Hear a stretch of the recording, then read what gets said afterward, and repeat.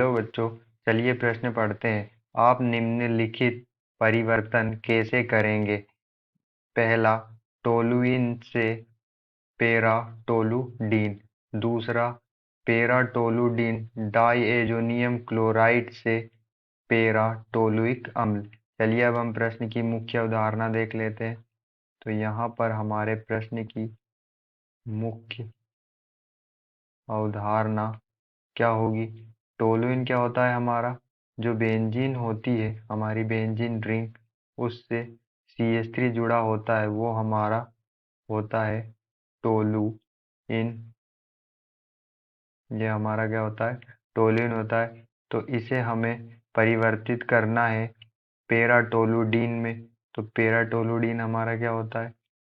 जो हमारी benzene ring है उससे CH3, ये टोलुइन, और जो पेरा स्थिति पर NH2 समूह एमीन समूह जोड़ देते हैं, तो ये हमारा होता है, ये हमारी पेरा स्थिति होती है। तो इसे बोलते हैं पेरा टोलुडीन। इसे कहते हैं पेरा टोलुडीन। तो चलिए हम यहाँ पर अभिक्रिया देखते हैं।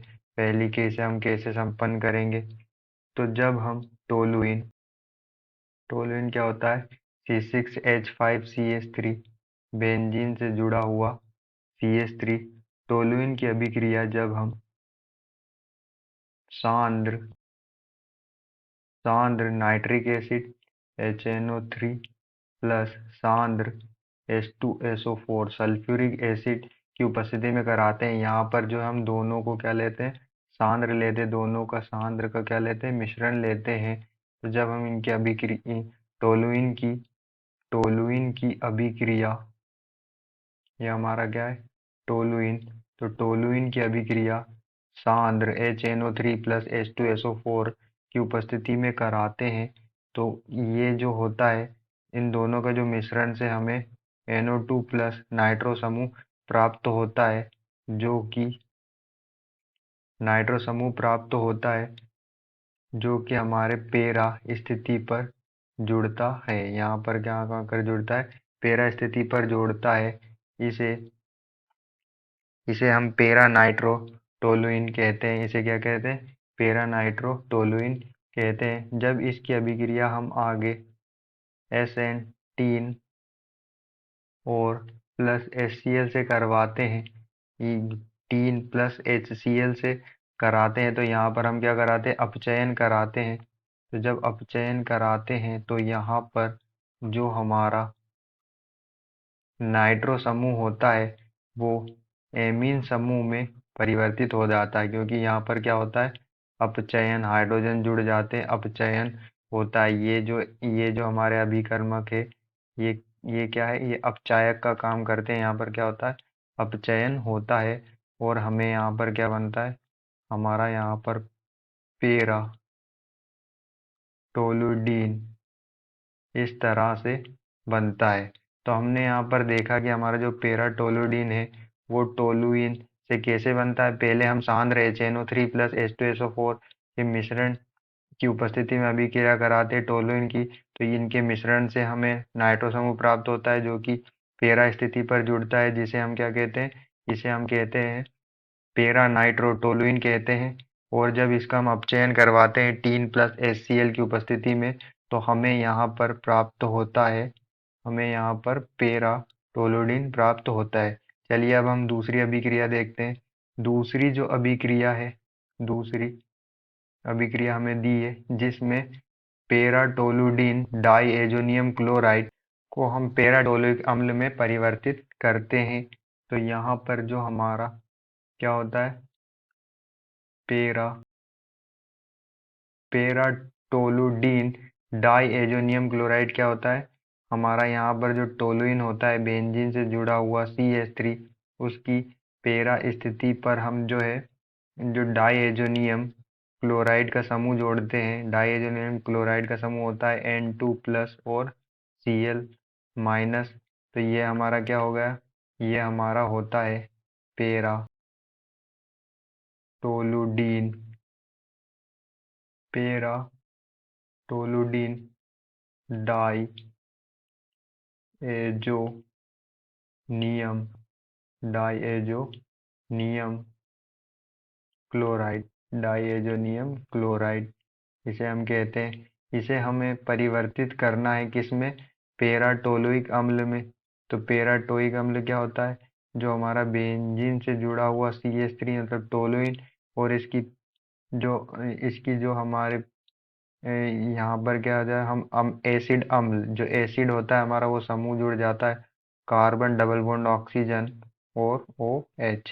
ये ये जो हमारा कौन सा समूह है, एसिड अम्ल समूह है। तो इसे हम बोलते हैं पेराटोलुइक अम्ल। इसे हम क्या बोलते हैं, पेराटोलुइक अम्ल। तो चलिए हम इनकी अभिक्रिया देखते हैं। हम यहाँ पर क्या लेते हैं, पेराटोलुडीन डाई एजोनियम क्लोराइड, जो क्या होता है, बेंजीन से जुड़ा हुआ CH3 टोलुइन होता है, और हम यहाँ पर जो है डाई एजोनियम क्लोराइड समूह जोड़ देते हैं। इसकी अभिक्रिया हम कराते हैं CuCN कॉपर साइनाइड और KCN पोटेशियम साइनाइड की उपस्थिति में। तो हमें यहाँ पर क्या प्राप्त होता है, बेंजीन से जुड़ा हुआ CH3, और यहाँ पर जो हमारा जो डाइएजोनियम समूह होता है, वो उसमें से जो नाइट्रोजन जो है गुड लिविंग है, गुड गुड लिविंग समूह होता है, ये ग्रुप निकासित समूह, यहाँ से नाइट्रोजन निकल जाती है।